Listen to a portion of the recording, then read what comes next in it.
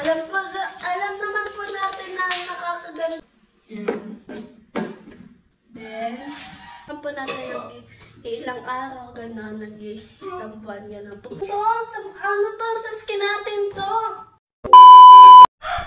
So yung mga idol, nag-invento pa ako ng product na gagawin. Ayan po, meron po tayo dito mangga. Ay, saging din mangga. Pinaghalo ko po siya. Alam naman po natin na maganda po sa health or sa katawan to, yung mga prutas. So yung nag-shake po ako nito, nilagyan ko po nito, then tapos ito po. Ayan po siya. Ito po siya yung nagawa ko. Kaso medyo po siya medyo hindi po siya malagkit. Maganda po kasi yung may malagkit po siya. Yun na. Yung malapot siya. Kasi lang hindi siya malagkit kasi kulang po nito. Kahit ano pong dishwashing yung gamitin natin. What?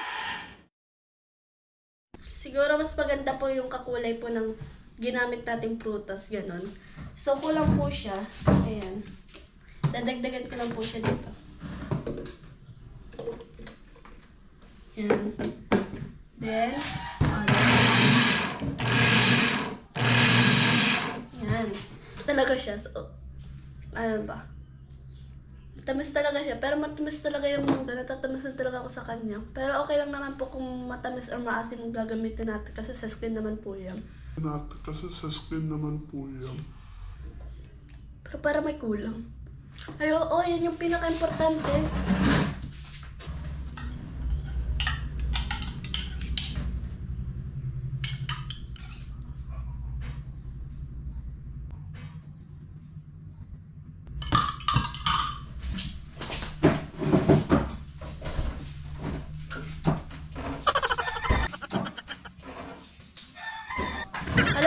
Alam naman po natin na nakakaganda po ito sa katawan. Ito pong, yung coffee.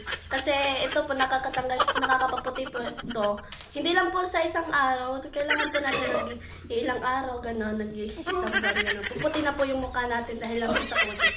Ito po yung pinaka-importante na gagamitin natin sa gagawin natin product. Ayan. Siguro, tama na po. Kasi kundi lang naman po. Ayan. Kasi si-shake na lang natin. Yun on. Oops. Saan mo on?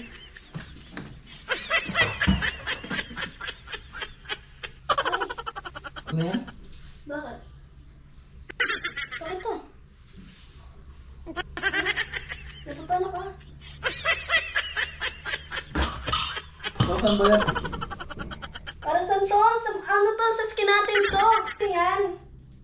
Anong ginawa mo? Ba't mo ininom? Kaya pala eh. Ba't mo ininom? May ano pa naman yan. May dishwashing pa naman yan. Nalagyan ko na yan ng dishwashing.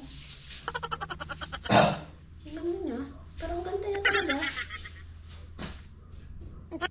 Ang ganda. Parang ano siya, ang amoy sa katawan. Gusto mo? Gusto mo, nainom ko na nga.